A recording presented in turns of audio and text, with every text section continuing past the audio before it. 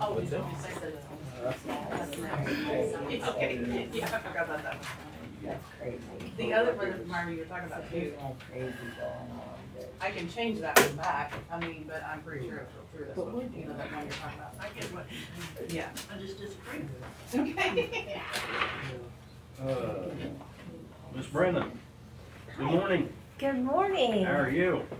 I'm doing good. I just wanted to come in and chat with you guys and let you know what we're up to and doing. I'm Kathy Brennan with Southeast Kansas Area Agency on Aging. I've talked with you, time with you, Kathy. Yeah. Appreciate it. Yeah.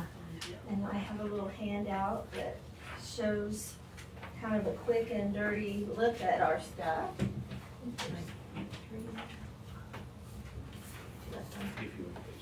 Or is it one? What, you need one more? Oh, we'll do that. Okay, good. And I do have some brochures that I'll leave with you. We just got our audit done. They were talking about audits back in the hallway. And our auditors said that 90 cents out of every dollar goes back into services. And I guess that's what I wanna let you guys know. The money you give us, we're, you know, not saying we need a few upgrades here and there, but we try to plug it back into services. And Jim back here is on our board member, and they're very, very big on what are we doing for the people? What are we doing for the people? And if you look, we're, you know, $300,000 is, and we can't quantify all the money that is gone here, but that's the money we can. And one of the things we're really looking at is expanding our congregate meal sites. So we've actually had people approach us, not in this county, but in other counties, saying, we want to do a meal site. Our meal sites are provided as, we ask for a $3 donation. And home delivery, we do have a waiting list. We are working on that, and we're at the point now we're doing one on, one off, one on. So we'll have some movement with that. But also the congregate meal sites are just critical for the social aspects. Some other things we do, Can you elaborate, what do you mean one on, one off? if someone goes off the home delivery, Oh, then we'll replace them. okay. How many are on the waiting list? About 300 people. In Cherokee County? No, Oh, and that's across, I don't have the Cherokee numbers. The way the funding is, we can't really separate, I mean, it's first come, first served, and we're not really allowed to specify by counties, but I can get those numbers for you if you want. So we just don't look at it that way, but we absolutely can get those numbers. what's holding that up? Money. We have cut and cut and cut all the expenses we could possibly do. But if you look at the increase in food costs, gas costs, insurance costs, and the money, I mean, has pretty much stayed the same. The state did give, statewide some money, but it was one-time money. You can't serve people with one-time money. We need ongoing funds. So it comes down to, the money has been pretty much stable for, I mean, the federal dollars, it's probably 30 years that the money has stayed the same. The state, it has had some increases, but it just hasn't caught up with the cost of living. Does your board have complete discretion over how this was divided? Yes and no. There's certain percentages we have to put the money in. And and I don't have this cut out into funding categories, because there's new, like Senior Care Act, state funds, they have specific categories we have to hit. Federal dollars, Older American Act has certain funds, and some of them don't make sense to us, but it's just, that's the way it is. Well, let me ask you, do you have any leeway in this right now? I can't believe it's dollar each is just exactly how it needs to be. Oh, no, we actually, any extra we have goes into nutrition. And even with that, we're running about 90,000. My question is, if you decided that you wanted to take some money out of in-home support and move over to nutrition, could you do that? Definitely not. And the other thing to think about, the in-home support is 4 hours a week. And so it keeps people that can't get Medicaid or are not ready for Medicaid, keeping them in the home. It also keeps them out of a nursing home, which is a cheaper, you want it, it's just the right thing to do to keep people in their home. And the other thing, it keeps them out of nursing homes. So, yes, it is, and some of that number of home delivered meals is lower because we've had a waiting list for over a year. And we've actually lost a lot of people during that time, just trying to get the budget to balance. And even with that, we're running in a deficit.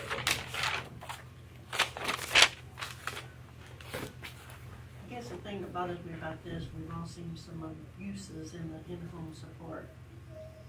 Yeah, it's very popular right now too, but I will say this is managed locally, and our case managers goes to the home and manages it locally. So we know the people, and it's not, yes, we have people, and little old grandmas call and say, I really need more hours in my home because my granddaughter needs a higher paycheck.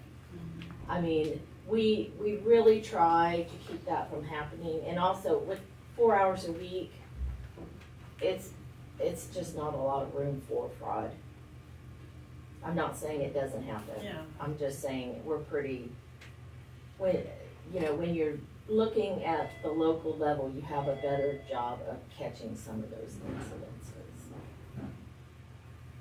And that just had a waiting list, and we just were able to get it. It's just a bit of an eye-opener for me, because every time we approve the amount, and it's true, we get such a big bang for the contribution that we, the Yes. federal match especially, but I've just always thought the nutrition part was fully funded. This is disappointing, it really is. Well, and actually with the federal dollars, they deliberately don't fund it. What they say is they want donations and they want local support. Yeah. And again, just with the cost, it's crazy how much things have Talking increased. about the two highest things, gas and groceries.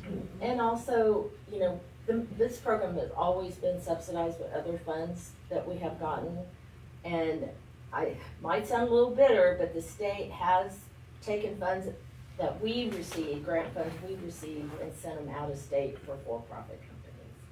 And that's when we had the waiting list, is when we were, and again, our board, Jim, we're gonna push money to the people whenever possible, but that was a $500,000 hit to our company, lots of layoffs. We had to make sure we didn't harm the whole agency. Do you have any private trust funds? No, we do not. We do a lot of grant writing. We do have, anything and everything, and we apply for trust through grants all the time. But again, most of that is one-time money. Well, 90 cents per dollar, that's. Yes. Yes, and Jim wasn't there to hear it. I was so disappointed, but we were pretty amazed by it. That's good. But, if I did want to hit that the state does have a program that we manage. It's called Respite Alzheimer's and Dementia Program. If someone is living with someone with dementia, and all it requires is no age threshold, just a diagnosis of dementia, for July to June, they have access to $1,000 that can be in services, someone going into the home, or it can be in products. So incontinence supplies is a huge thing. There's no income guidelines. It's just if you're caregiving for someone in your home with dementia, you have access to do that. And it's brand new, so it's not being utilized fully. And we're, July 1, we start over. So, if you know of anyone that has any kind of aging issue, please call us and we'll see what we can do. My mom gets some. She uses Great. $1,000. Oh, awesome. So, okay, I'm happy to have you. This is great, great report. Could I add something? That's within your power. Currently, she talked about having congregate areas. Before COVID hit, we used to meet at the city hall in Scammon. And the good thing about a congregate is you get people in there, they visit, they eat. It's cheaper for us to bring the food into that location or prepare it at that location. It's much cheaper, and the financial board, I'm on that, and some others. But the thing about it is, I'm working with Jerry Grant, the mayor, and we're gonna see if we can get that one reestablished, and that would help us. We've got like 7 or 8 widow women in our area down there that their husbands have all passed away in the last year or so. And I tried to get the church, and we can't do that because if we have funerals, then we need the kitchen for that, for preparing the food. And so we're trying to get that. That's one I'm working on right now. But I want to say on behalf of the financial board that we really put the screws down, and I sometimes I don't think Kathy appreciates the fact that we're really very, very tight on the money, and she's doing a great job compared to, we had a previous CEO there. I call her CEO, I guess that's a good name. But I just want you to know that it's not just food that is involved in this, and everybody thinks Meals on Wheels, that's the only thing that we do. That's not the only thing we do. We do so many things, like somebody needs a ramper, their refrigerator's gone. Well, they can't keep any food if they don't have refrigerators, so we try to work a way to get, we don't have all this money we can just get, but we try to work things out, rob Peter to pay Paul sort of thing.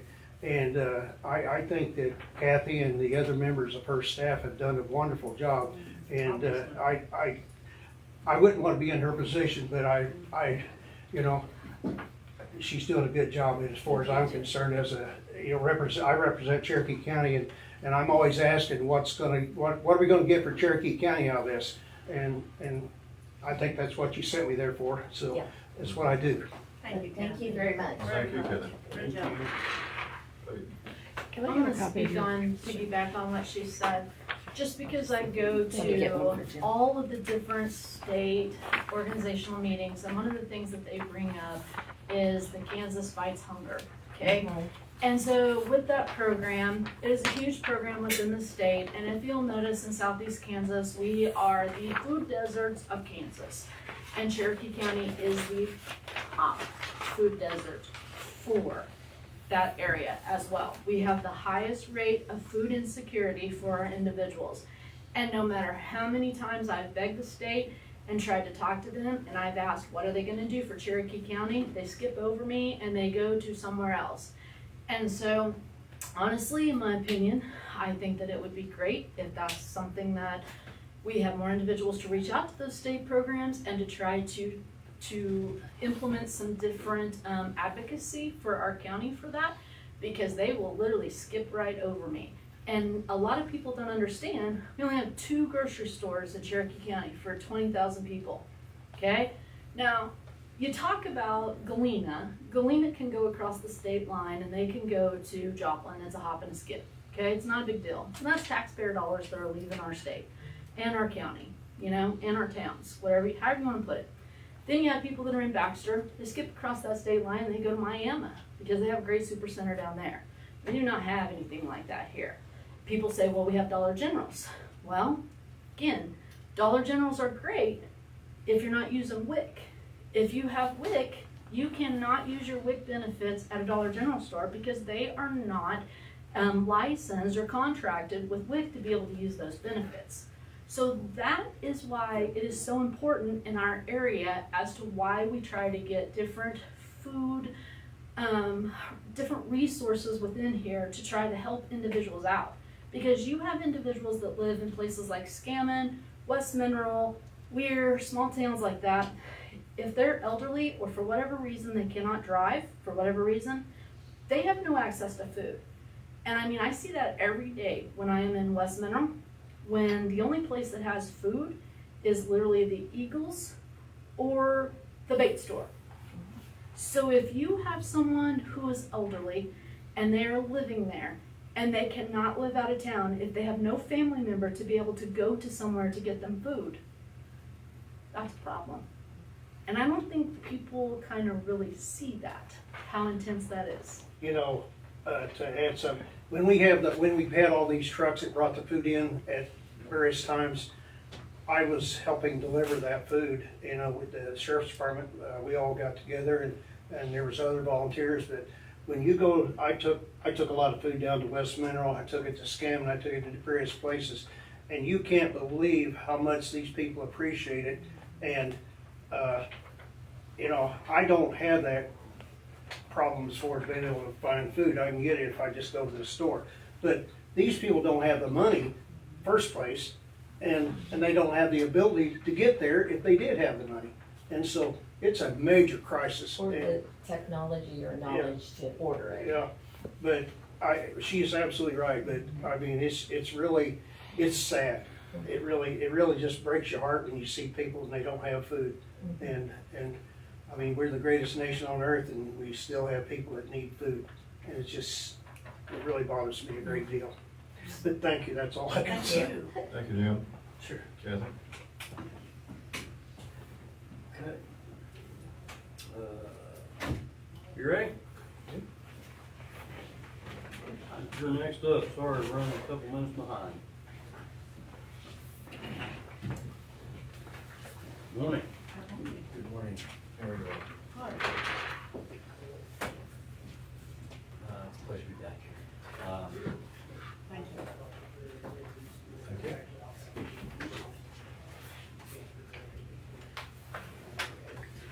So, Terry Matchett, Clearway Energy, thank you for the opportunity to come in. I was asked to come in and talk a little bit about development agreement and around solar, is my understanding. And I was fortunate enough to be able to come to you all last August and talk about some of the things that we've been thinking about.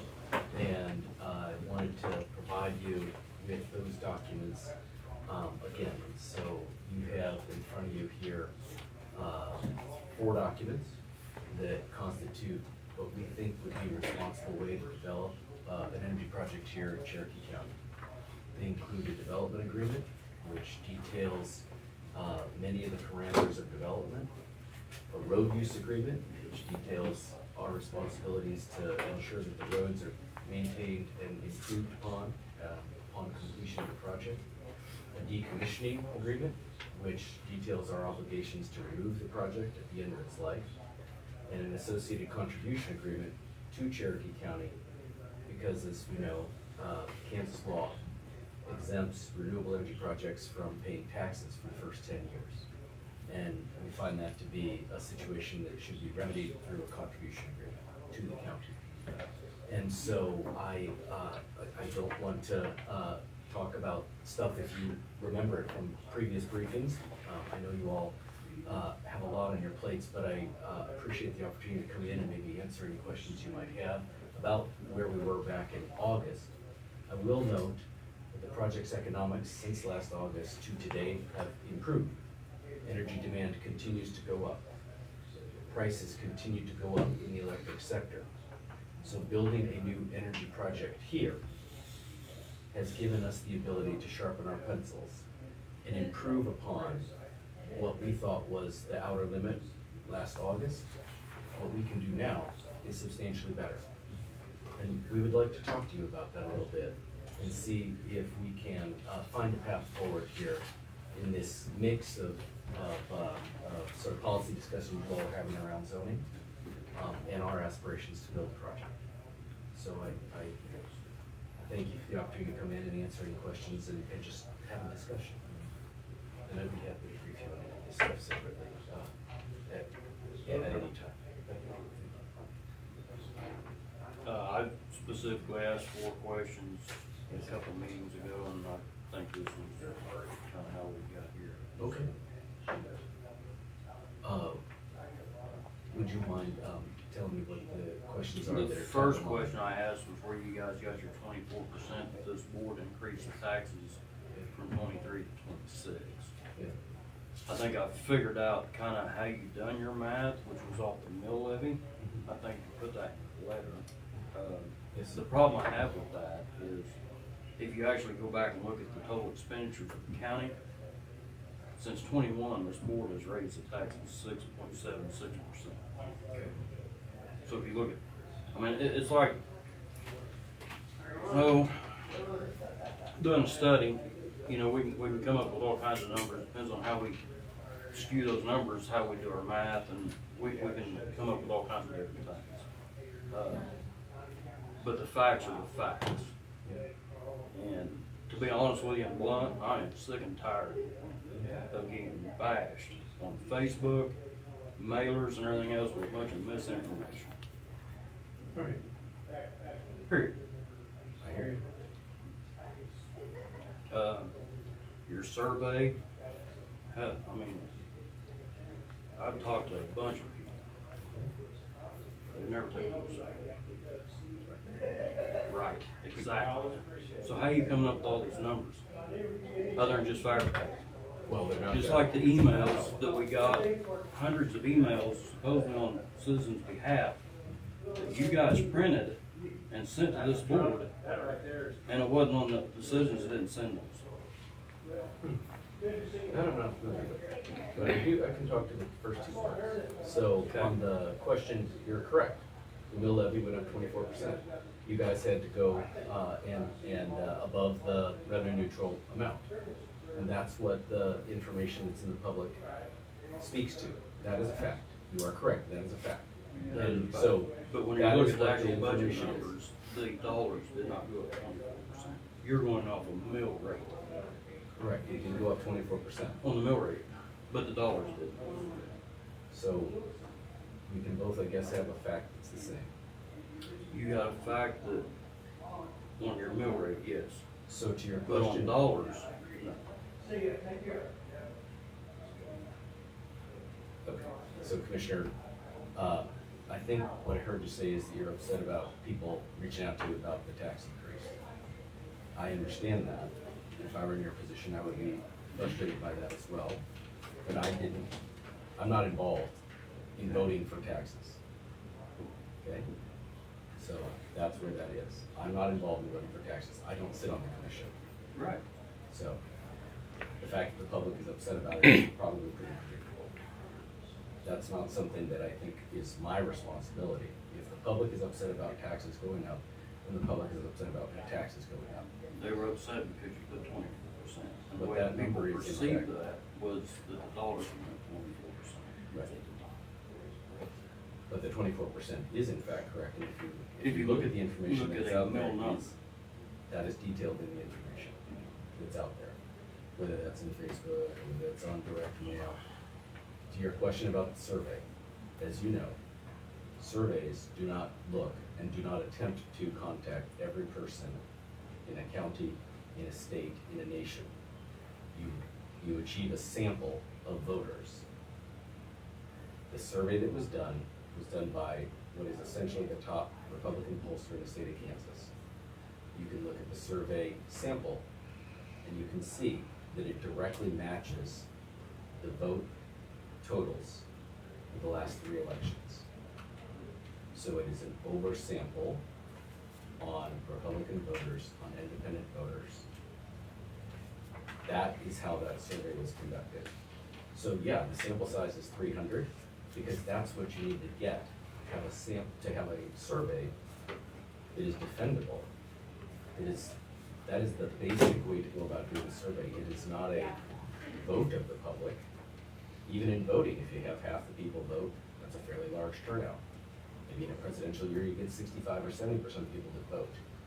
But only about half of people are even registered to vote. So when you do a survey, you're just taking a sample that represents the public and you ask them the questions. So I agree with you. I'm sure you've talked to many people who were not called by the pollster and asked questions. There were 300 people in the sample, and there are 19,000 people who live in the county. But there is no way that any survey samples everyone in any jurisdiction. That's the point of the sample. If the sample is representative, then it's valid. And so, to the extent that you're interested in talking about that, I'm happy to, but, the survey is sound. The survey is sound. There's no question that the sample is correct. There's no question that the public's response in the survey are representative of where the public is. For 300 people. Right? Those 300 people though, I'm not sure how to say it more correctly. No, that's fine. Sampling of the public is the only way to get a survey result. It doesn't matter whether you're surveying, all the way from the presidential level down to a mayor. My question was, it was 300 people, is what you surveyed. It is 300 people, Okay. and that is representative Okay. of the population in Cherokee County by age, by demographic, by political affiliation, Okay. by income. Those are the criteria that you use to build a sample that is actually representative. If you went out and you said, I just want 300 people who are opponents to X, that wouldn't be a valid survey. Or 300 people that are a proponent of X, that wouldn't be a valid survey. That's called a push poll. That's not valid. Right. This is a simple sample of Cherokee County voters. So, and that is how the survey business works. So, I understand your frustration with the results of that, but again, that's not, there is no other way to do a survey to find out where the public is on something. Yeah, honestly, I'd say your numbers are right, because I think it's closer to 90% don't really want it. Your words, not mine.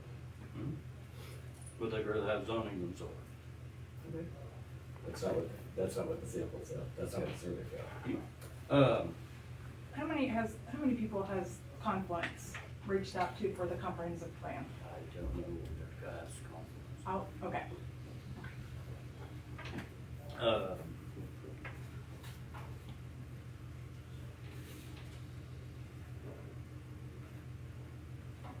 I actually caught something this morning that I hadn't really seen yet. You're gonna go battery banks. Well, the battery is the potential for having a battery is with SPP, the grid operator. Right. So our optionality for the interconnect Mhm. has to include whether you have solar or battery, because the way the grid operates, they need to know whether or not that is something that could go there. How it's transmitted into. Yeah, how it interacts with the grid. So our aspirations of this project are for a solar project, but we have to reserve the option for a battery at a future date. It's like planning ahead when you're building a house. You might not want to build a fully built out basement, but you're constructing your foundation with that option down the road.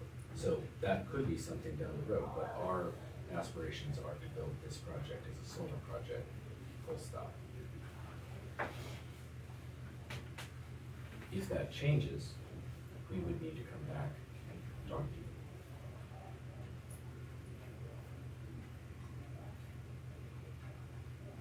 Did you ever get any information on the project that had been completed? I remember you asked if we had a completed project within a couple hundred miles, and I think I mentioned to you that we haven't built a project within a couple hundred miles here in Columbus. Do you have any info on any projects completed? We do. We operate 13,000, megawatts of power projects. So Okay. if there's sitting here at the moment, I don't remember exactly what you wanted in terms of completed project, but I think the information we followed up with focused on job creation during construction, right? And I can provide those numbers to you again, but the information that, we've talked about here, this project, we would build a 225 megawatt solar project. We think that would take about 300 people to build. It might be 280, it might be 320.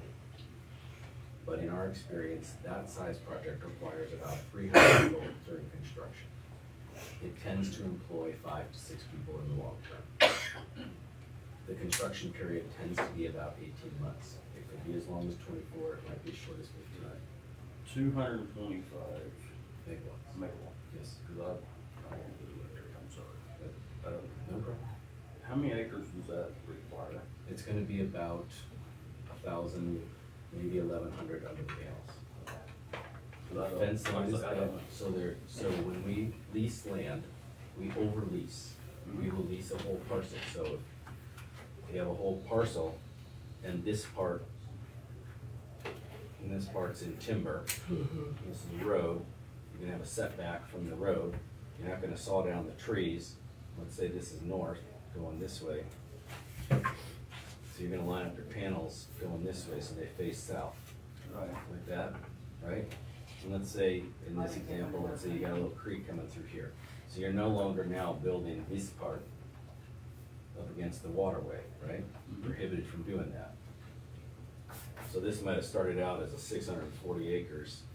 The actual amount under panels might end up being, 230, because you're not building over here, you got the setback over here, and you're not doing anything in this wetland or in this waterway, this creek.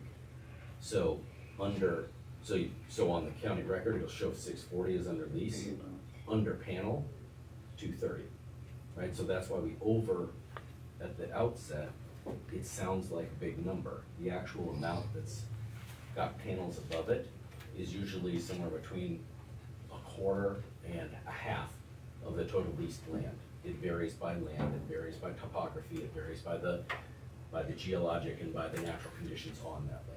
In our case, we think it'd be about 1,000, maybe 1,100 acres under panels. Plus your spacing, I'm guessing, between panels.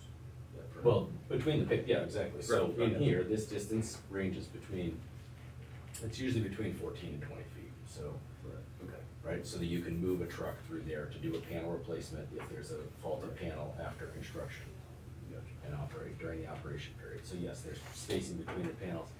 And the thing that we do is we seed the ground at the front end before construction. So if we have a landowner that's farming, and we're gonna, let's say we wanted to build starting in, say, July.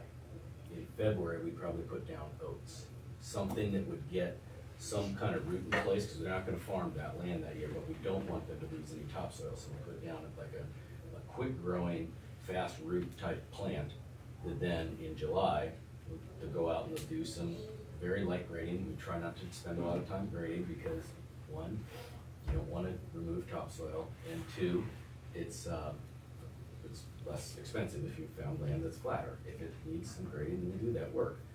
And during the construction period, you usually put in some 2-inch rock. It'll provide a little bit of base for some of the heavier trucks that move back and forth. At the end of all that, you drive the I-beams, you affix the tracking system, you put the panels on top of the frames, and that accounts for probably 95% of the work. The transformer, the inverters, simple conduit, everything is underground. All of the electrical is underground. Conduits are underground. Then you just reseed. And we seed generally with pollinators and quick growing root structures, prairie grasses, because that's how it should look. It's gonna be green under the panels. It's not gravel, it's not turned into dirt. And then we maintain that.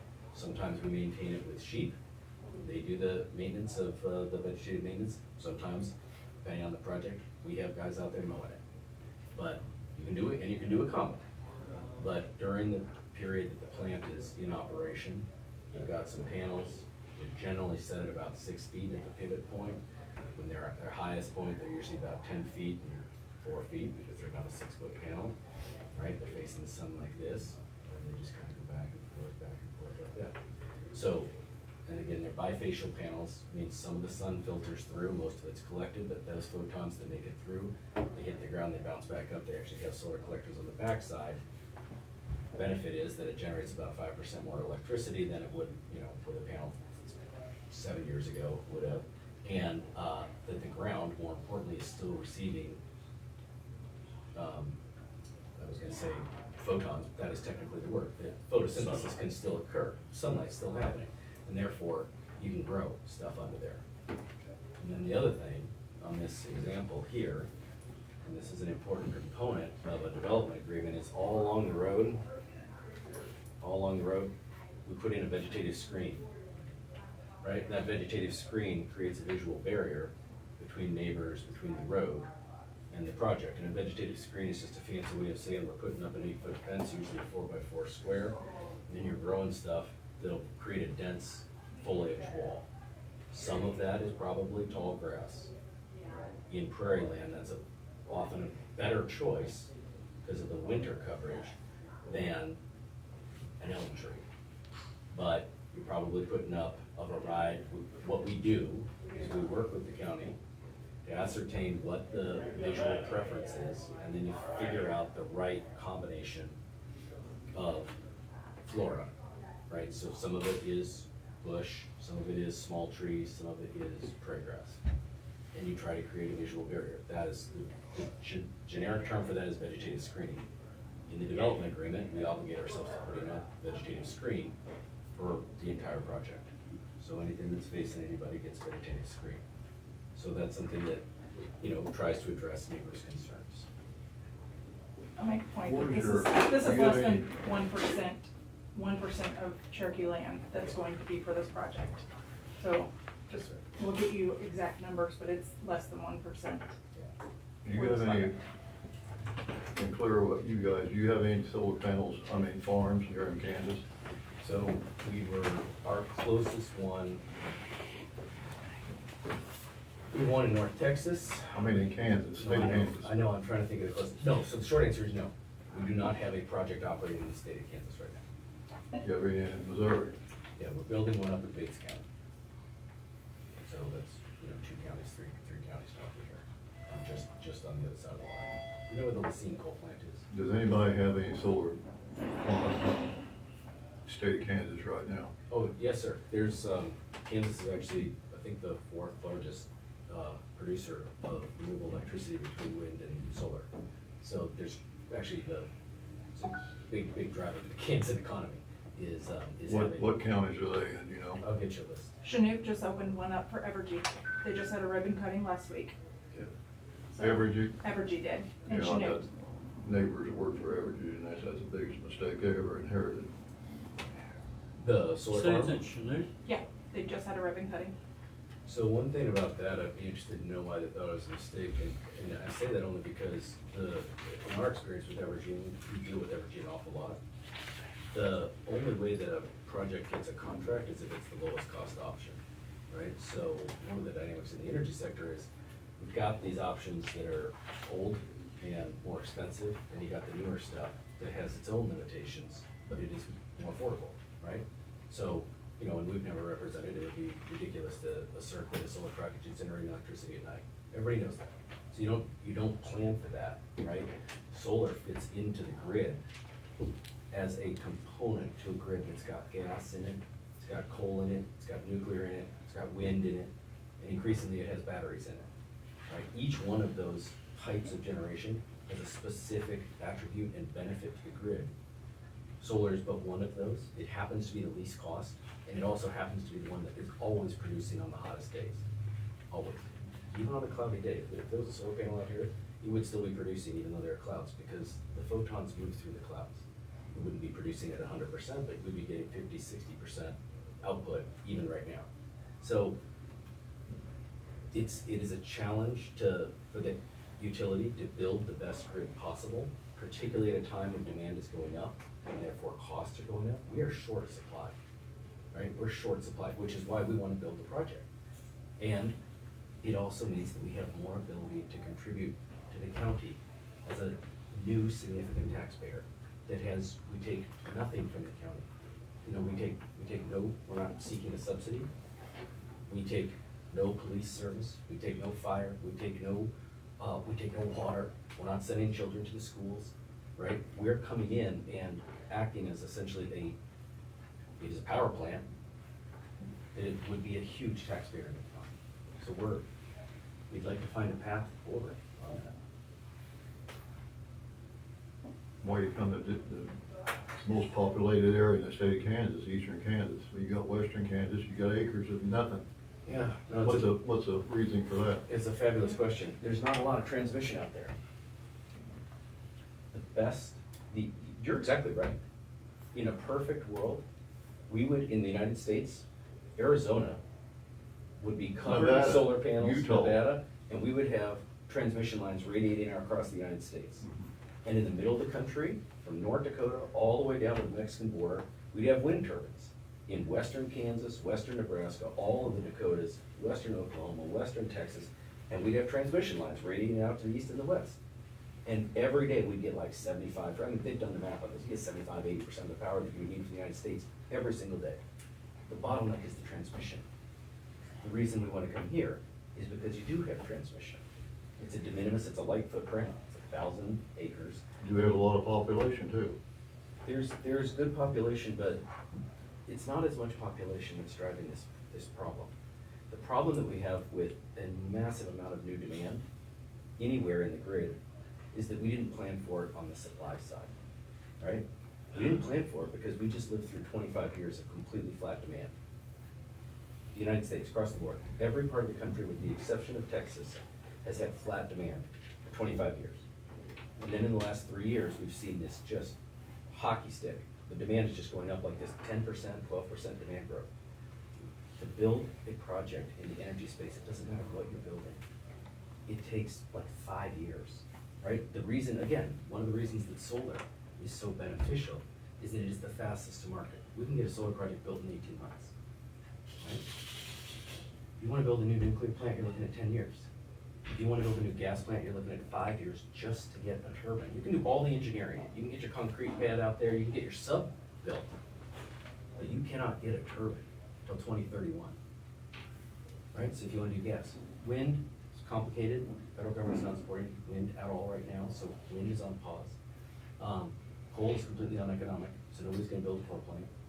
You could do advanced geothermal in particular places in the United States. You dig down a couple thousand feet, get the hot, everything's hot down there, and you can do that. That's 10x more expensive than any other form of energy. Holds great promise because there's almost no impact at the surface. It's all underground. 10 times more expensive. So there's not really any way to finance that. You need $1 billion to build a 600 megawatt advanced geothermal plant. Nobody's gonna lend you the money. There's no way to pay it back. So the reason that we're talking a lot about solar, we talk a lot about batteries, and we talk about transitioning and back into gas stuff, is because that's the most cost effective and the realistic thing to get built right now. Clearway owns almost all of those types of generation. We're indifferent. Our job is to build and run power plants for the long term, right? So we're not coming at it with a view other than this part of the United States needs new generation. The substation here has open space and wonderful transmission. And We get put up with the sides of it, and the electricity goes at Chicago, bigger cities. Well, in this And it's our expense, our families, and our kids growing up. Yeah, no, I get You it. wanna look at them, sit in your backyard and look at solar panels across the road from your house? I'm sure you don't have any next to your house. Well, I have some on the roof of my house, so But I mean, and appreciate data what you're centers, saying. if solar panels come, then you get these data centers. It's just a never-ending process. Yeah. And the people here, overall constituents in my district, they're against it. I understand. And I'm totally against it. That's just my feelings. I don't want my grandkids to have to, I've lived here all my life. Yeah. And I don't wanna look at solar panels or windmills. Yeah. And I'm not worried about electricity running out. I China's don't worry, China makes them, they don't have them in no other country. They send them over here to Well, pollute us. I appreciate what you just said. Well, I'm just telling you facts. Yeah, That's what I'm let going me by. give you a couple things on, this project we built with panels called First Solar. First Solar manufactures these panels in Ohio. It's American, so just so you know, that the notion that this is Chinese panels, we're planning on using First Solar panels here. On your point about the Chinese don't use them, actually, I would like to just let you know that, in fact, the Chinese are, most of their power grid is now renewable energy. And one of the reasons they've been able to avoid the worst part of the Iranian issue is because they have a massive, when you fly over parts of China, you can fly for 10 minutes, particularly Western China, because they have a command and control economy. They built the transmission from the deserts into cities. They're getting most of their electricity every day from a combination of wind and solar. And so they are not as connected to global geopolitical problems, right? So I don't want to quibble with you in a way that's not respectful, but in fact, almost everywhere else in the world, this is where the transition is going. And again, I don't wanna make it political, because there's always a desire for things to have a political overlay on it. The lowest cost form of energy, the fastest way to build energy to react to high demand and not enough supply, the fastest way to get those prices down, and the fastest way for us to be able to invest in the county is to actually do solar. That is the best choice right now, and it will be from now until the mid-2030s. We have very, very good visibility to that. Again, we're building all forms of generation. I have no reason to lie to you. That is absolutely the lowest cost form of electricity is solar, and is by far the fastest to come to market. And we want to build it here because it will allow us to move forward with a project that makes all the sense in the world for this part of the grid. So you mentioned the power is going to go to Chicago. Well, I just said Chicago, big cities, Sure. away from here. So when a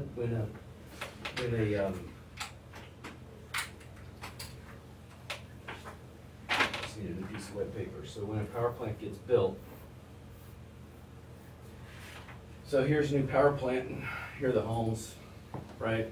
In a rural county, they're laid out all over the place. So it gets stepped up at a substation here. So let's say this is a solar project. Here's a sub, here's the power line. This goes down, this is over here to Joplin, and this is going up to Kansas City. Some of the power heads that way, some of it heads that way. Sometimes it's reverse flow and it's going south, sometimes it's going west. But if this guy turns on you turn on your air conditioner, power is drawn. You may remember from your physics class, load for an electron is indifferent. An electron just goes to load. And so some of the power is going to go to the homes that are here. Some of it may go to Joplin. But I cannot tell you, nor could a power engineer tell you, because we're not building a direct line to Joplin. We're not building a direct line to Kansas City. We're connecting into a grid that goes to every home. This is what our power grid looks like. Well, they're not usually squiggly, they're actually straight lines, but, and to businesses. And as you turn power on and off, and the biggest uses of power, of course, are air conditioning and your refrigerator in your home. At a business, it's the chillers. It's basically air conditioning, right? And then if you've got an industrial process, that's almost always a flat line of demand. Most people, let's say you run a 2-shift shop. Third shift, you're turning everything off. So you absolutely have up and down. When you turn it on, the electron generated at a solar project in Cherokee County may go directly to you. And some of it may squiggle away to Kansas City. It's more complex than just you build here and it goes away, or you build here and it only goes to, the Garner family's home. It is more complex. The electrons go to load, and the closest load draws the the electrons. And so what we do is we overbuild. So we have far more capacity. Like, we build to have what's called a reserve margin above the highest projected peak in the summer. So if Kansas's peak is 50,000 megawatts, Evergy and any other utility, co-op, muni in the state has to have about 65,000 megawatts they have to have line of sight of how they would get 65,000 megawatts in on the hottest day of August at 4 p.m. When you're on day 7 of an absolute burner, and it's humid, and everybody's got everything on. That's what you construct to. You have a 15% reserve margin above that. So we're way overbuilt in the electric sector for that. What's transformational is that with the advent of a lot of new data center load, that reserve margin has shrunk in this, what we call SPP, which is the grid operator, has shrunk. Projected reserve margins are actually 0 in 2 years. So I know you said you're not worried about the lights going off. I'm not suggesting you should be worried about the lights going off. We will figure out a way to solve it. Probably one of the ways to solve it will be people to turn down their AC and have to be a little warmer, which is not a great outcome, while we build more supply so that we can handle the up and down of the load in the grid. So that's, this project fits into that solution that collectively we have to figure out how to deal with in America, right? The benefit of being in Cherokee County is you guys get all the economic benefit. But if it's not built here, a project just like this will be built in every county. 100% guarantee that. The demand is 10% a year for the next like 10 years. So power projects are coming. The question is it gonna be built here and you're gonna realize the economic benefit or not? And if there are ways that we can make that, to your very valid point, you said you don't support it, and I appreciate it. Well, I don't support it, but patrons in my district I represent, 80% of them don't want it. And that's who I'm supporting, my people in my district. And my feelings, it's the same about it. So, I'm like on the survey, like Mr. Moulton brought up a while ago, the survey in my district, you haven't run it, I'll say that, because I've got phone calls. And everything that they put on this, your Facebook, negative ads like you guys have been putting on there and showing us, I've had more responses in our favor to stay with it and stay tough with it. And that's my job. And I'm against it. You know how I feel. Yes, sir. And I appreciate you saying it. Yeah. So thank you. Okay. As far as the survey they do is, I don't know what else to say other than, Well, we literally. you didn't survey this district very well, I'll say, in my district. Happy to put another poll in the field and bring it back to you in a couple weeks. That's fine. Do you know who's doing the, project in Jasper County? I just happened to be driving by there quite a bit. Didn't know who the project is, I'm not sure. The one in Crawford County, that, I think it's up around Mulberry, you guys involved in that?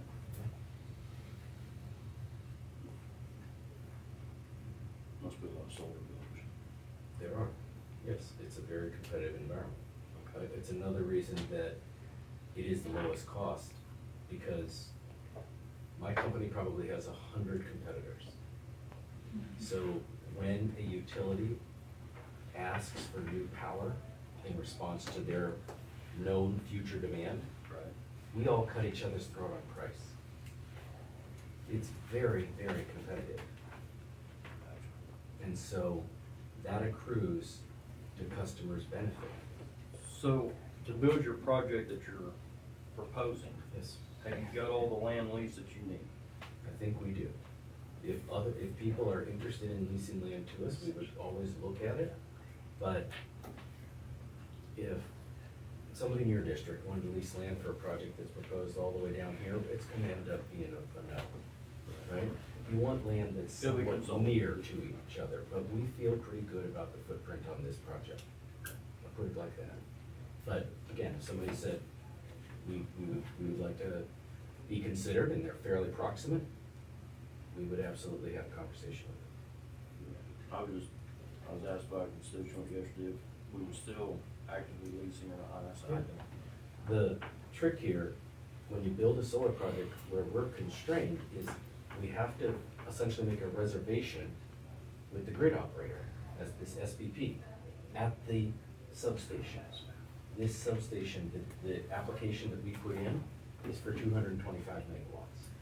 And so 225 megawatts, we have a fairly well-known ratio of, back to this ratio of land that you lease to land that is actually developable. And we feel very good about being able to build the 225 megawatt project.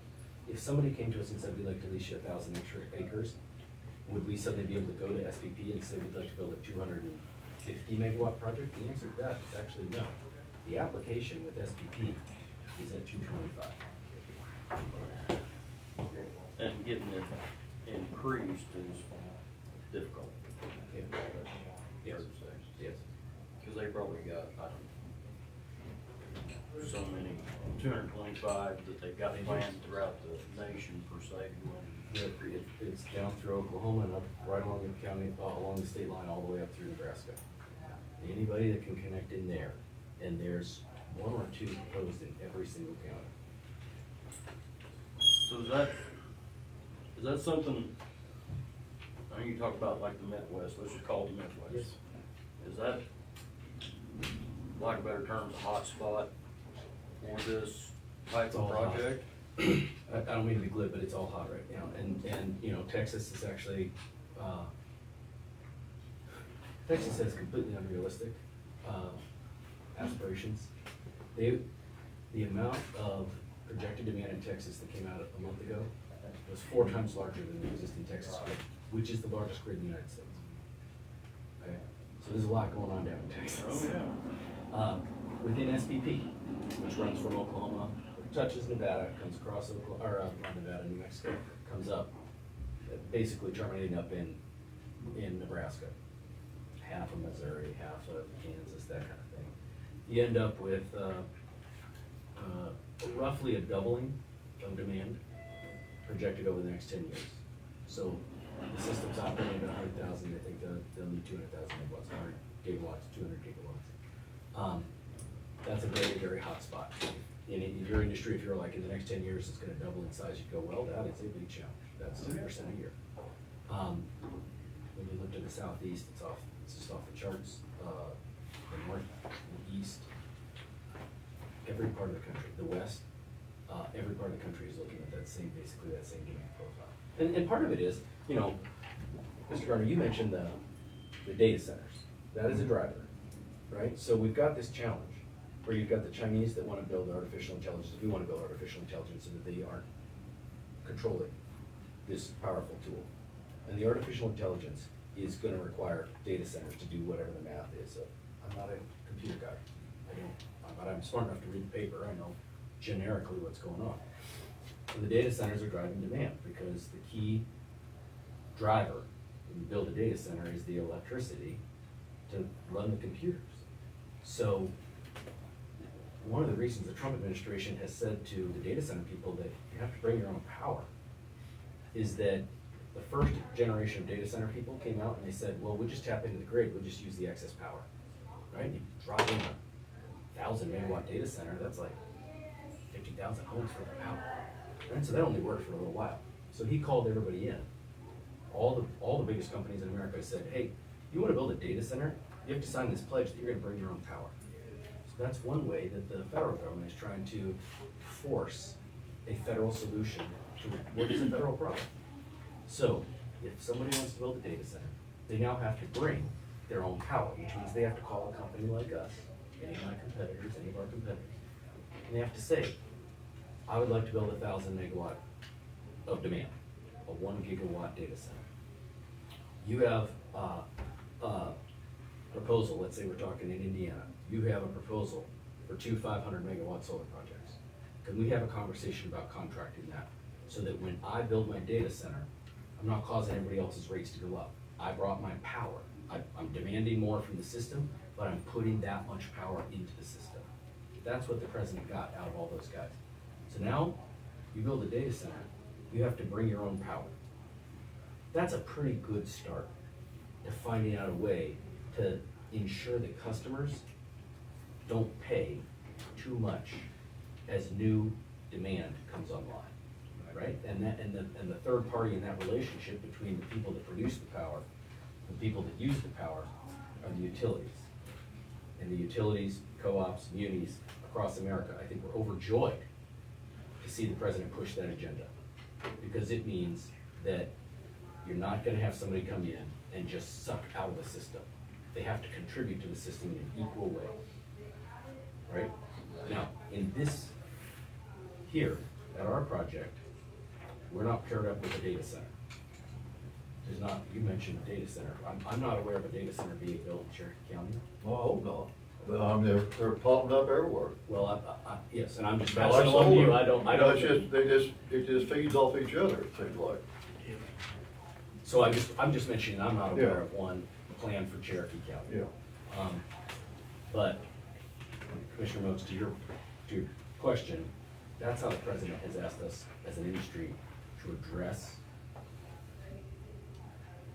this, I've said it probably too many times, supply and demand mismatch. Let's not have them be mismatched. Let's say, if you have new demand, you gotta bring in new supply. I mean, I think that's a good step. You know, I think they gotta deal with the water side of that too. You know, That's huge. That's a huge deal. They should be doing closed loop systems, right? You charge it up with your 1,000,000 gallons of water, and you use that 1,000,000 gallons of water, a little bit of evaporation, but you move on, right? Any kind of open loop system, as far as I'm concerned, is probably not gonna work. People are not gonna stand for that. So, but now we're just editorializing about data center development, and that's not something we're here trying to do. So, I'm sure we all share the sentiment that water is more precious than anything. You gotta have clean water. So, but at the end of the day, you know, as we think about this project, we wanna come here because of the substation, the very light footprint in the county. To Katie's point, it's less than 1%, you know, there's about 300,000 acres in the county. This would be about 1,000 acres under the panels.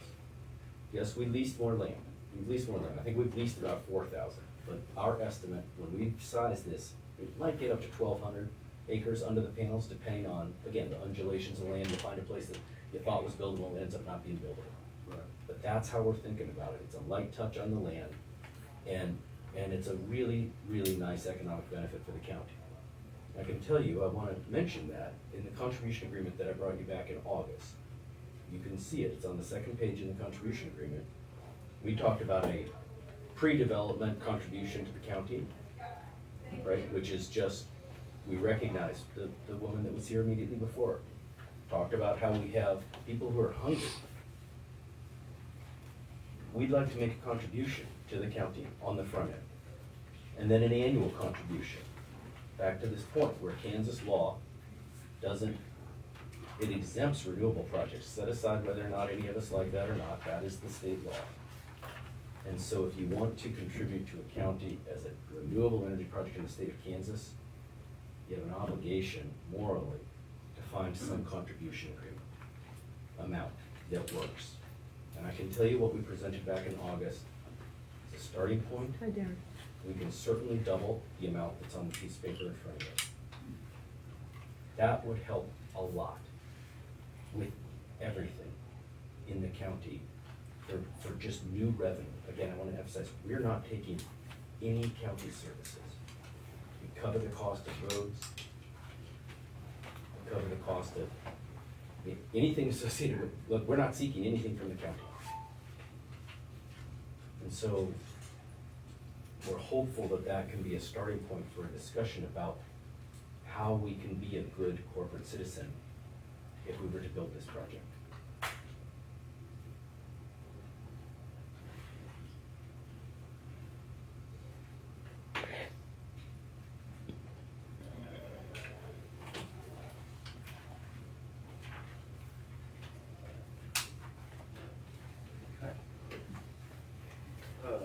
The only other question that I'd asked previously, and that I've been asked, say half a dozen times. Okay. Do you guys have people within this county, citizens, that are being paid by you or whatever to promote your project? I mean, Katie is on retainer, of course, you guys know Katie. Mhm. And she's, represents our interests in terms of being here on a regular basis and Right. so, and then in our land lease agreements, the way our payments are structured, a farmer, a landowner, has a payment during the period of pre-development.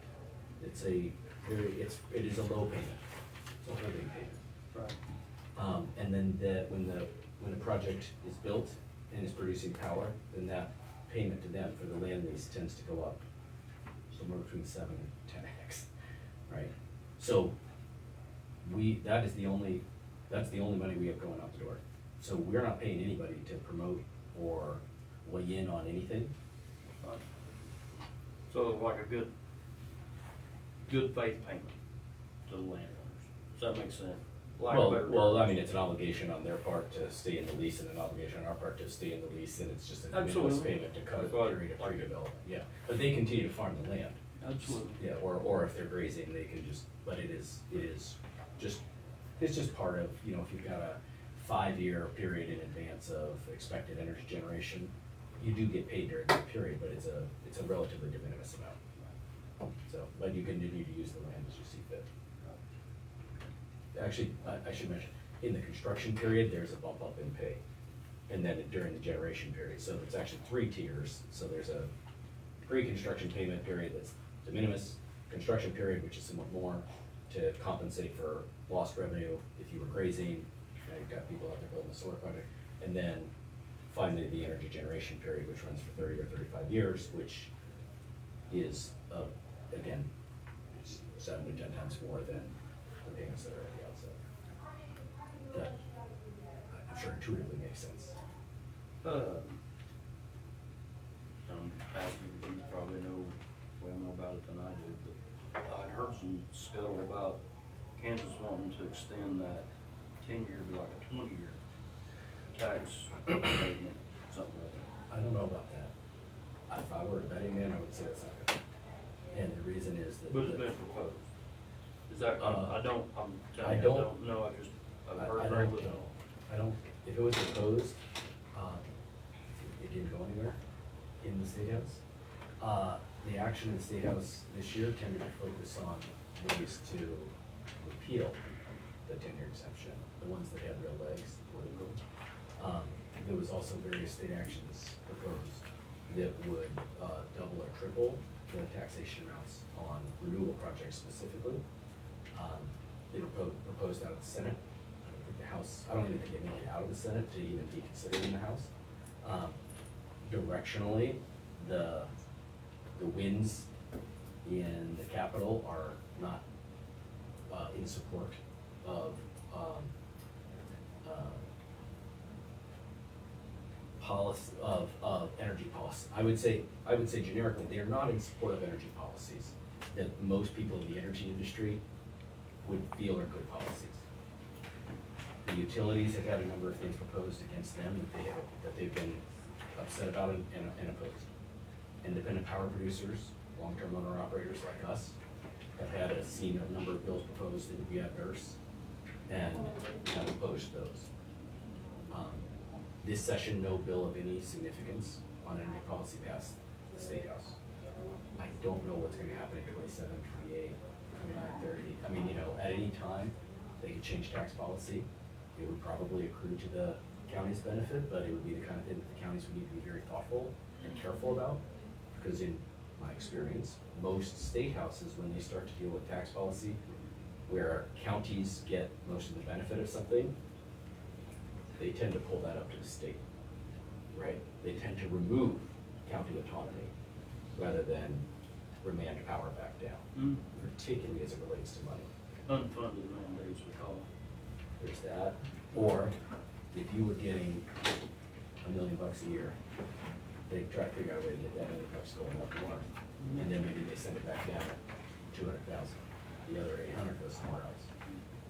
And so that's a observation of mine. I'm not sure what the future will hold, but that's why it's really important for counties to lock it in when the law is stable and known, as opposed to like kicking the can down the road.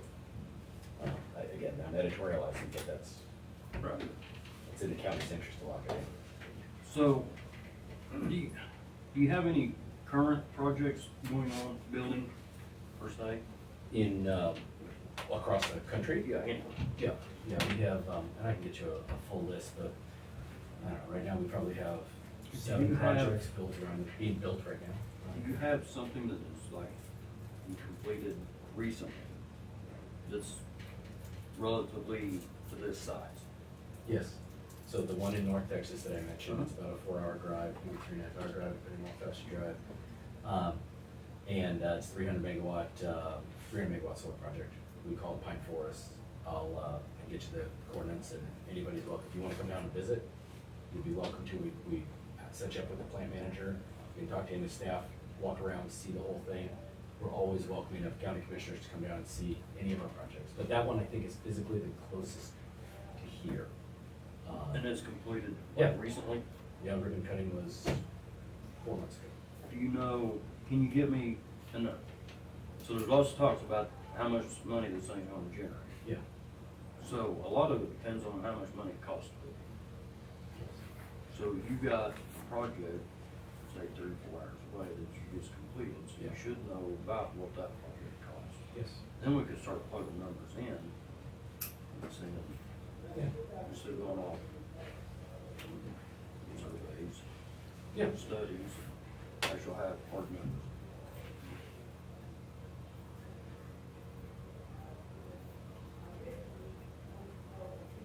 Take a note here, we call that Project Pine Forest. you'd like to have some sense of the cost of construction. It's fairly equivalent in size, so that you can start to have a better, sort of, almost like a chart. It's sort of like, cause that's what I'm envisioning, right? Where you're like, all right, well, if it was, civil was, $1 million here, you'd be looking at 780 here, cause it's a little bit smaller, that kind of thing. Like some sense of what it is. Yeah, because your evaluation's gonna go off your final cost. It is. In our industry, we also do our very best to have clear line of sight on the sale of the power at the back end. You need that to be able to finance the project. 100%. So it's, and each one has a different buyer. So a utility in Texas has a little different profile of a buyer than a utility in Kansas, or, one in, I think about Indiana a lot, because Indiana's got a lot of very similar policies, and But does that affect your construction costs? our construction costs are going up. I can 100%, the war's not good for the cost of doing things. Everything is going up a lot in the last couple months, and, so we're constantly updating the model. Like constantly. I know. Every week we have a call on this project, updating the projected construction costs, and they go up every week. And I'm happy to share that, to the extent that it's non-proprietary, share generalized numbers with you, and show you directional trends. In the interest of getting to a place where we're talking about moving forward. I need to preserve confidence, we're a company that, as I mentioned, has 100 competitors, so we wanna be careful about that. But I would be happy to figure out a way to sit down with you and show you that information. It's a fair request. Thank you. I have nothing else. Nothing. Thank you very much for Appreciate the you coming. opportunity. Yeah, and we'd love to. So I know you said it's not gonna, resources for the county, but say a fire breaks out over there, who's gonna pay for the training for the fire departments to have it? We do. You will? Yeah. Okay. Yeah, on all of our projects, we work with law enforcement on the safety, and of course, we have a full-time staff that lives in the county and staffs the facility. Okay. So on the law enforcement side, there's that. That full-time staff also will be aware if there was a fire first and notify the fire department. But on every project, we always work with the county and the fire department specifically in advance to provide training. And very frequently, we actually upgrade the fire department's equipment as part of the process that's in the couple of years between, the start of construction and start of operation. You generally have about a 24 to 30 month period there. And during that time, I can just tell you right now, like Amoret, Missouri, they need all new bunker equipment. The whole fire department needs to be refitted. They're wearing stuff that's 30 years old. We're buying everybody a whole new set of equipment. We're also buying new storm sirens. They don't have tornado warning, right? So we're buying 5 storm sirens, so that not just Amoret, but Amsterdam and 3 other towns in Bates County, Missouri, can, if it's the middle of the night and a tornado's coming, they'll actually have a storm siren. And those are things that in the conversations with the county, we learn, and if, I apologize if we've never met, but if you're with the fire department or with any of the first responders, we would just sit down with you and basically just say, give us a list. And we go through it and we figure out where and when to make those contributions and how much. And we work with you because we understand that we're a new business. And if we have a fire at a facility, which is exceedingly rare at a solar facility because there's nothing that really burns other than maybe the plastic around the insulation of the wires. And as I mentioned, all of that is conduited and put underground. But in that situation, we want to be prepared, and we want to make sure that you're prepared. So that's what we do. All right. Answered both the questions, thank you. Okay, thank you for that. Is there a, One thing, I know you're probably not gonna be able to answer this, okay, but it is a big concern of mine. okay. just for the simple fact I've been in the fire service for many years. Yes. The battery, storage, or backup is, Yeah. those can be a concern. Just due to the fire. Yeah. Atmosphere of that. Yeah. Not saying that it happens a lot, but it does happen. Whenever it does, it's not good. Yeah. Would you project you or anybody in the future that would do a project in this county, do you forecast battery banks having to be part of this project now or even in the future? If we end up getting a signal from the grid operator, one of the things the batteries do that's really, really helpful is that they start just as, I mean, you know, like I think I mentioned this before, like you turn on your phone, this is the same technology, it's on and off on. Really, really awesome for regulating voltage control, being able to immediately respond if there's a grid outage, you can turn on the battery, it's stored power. So if the grid operator indicates, hey, it'd be really beneficial to put batteries here as backup, then we would need to come and sit down with you and talk about fire suppression and fire safety associated with that.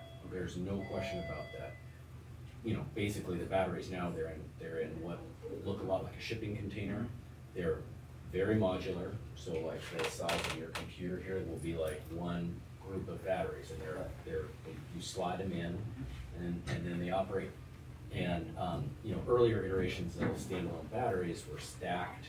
They'll put 2 or 3 hot. Now they don't do that. Now they are standalone all the way through, and they have fire suppression systems within each one of those boxes. Right. So that helps with any kind of high heat situation. But beyond that, if we were ever to contemplate something like that, we would start with a conversation with you, but we would also then immediately be talking to the fire department to make sure that fire suppression, fire safety set of issues was well understood and financed, and not something that, again, the county would suddenly be on the hook for an unfunded mandate of like, hey, can you be ready for this extremely unlikely scenario? We would cover that, but we would need to first stop here and have that conversation. It's really the only way that it works. It's the right thing to do, you know. So we try to do the right thing, which is not, you know, which is not to hope and just cross your fingers and hope that nothing bad's ever gonna happen. You plan for the bad thing. You plan for safety. And you better. Yeah, that's right. So it happens. If I could ask, I know that the process continues on, with the zoning committee. Y'all are meeting on, you all will get a chance to meet on Wednesday with them. We are interested in making sure that we can build a project in a way that works for the county. And I understand, Mr. Gardner, you said you're opposed. I think we would benefit from continued dialogue. I haven't been here in front of you in 9 months. If there's a way that we can find a path forward to be able to have conversations within this context or within that other process that is running, we would really welcome your advice on how to do that. We'd welcome your feedback. Look, I'm not coming to you with a master plan here of like, hey, I'd like to meet next week. But talking, I think is beneficial in so much as we'll learn. It's important to you all. And hopefully I can answer questions. I'm not trying to change your mind, but I'd like to be able to answer your questions more frequently than once every 9 months. And so if there's thoughts on that, we'd be very, very open to it. So. Perfect. Okay. Thank you for the time. Thank you. Thank you.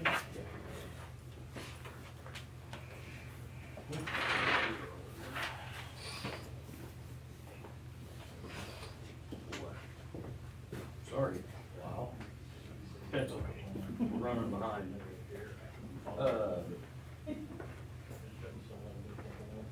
Super busy? Not really. You wanna finish with Delinda first? That'd be great if you don't mind. Yeah, absolutely. Give us just a little bit. Yeah. That way we can get Delinda finished up. She can get back to the rest of she needs to do. You need to continue that, turn our, all like Probably, yes. 10 minutes? 15, just to be safe? I don't know. You good with 15? You good with 10? I'm good with Let's that. start again. and we- Okay. Okay. I would make a motion for 10 minutes on the personnel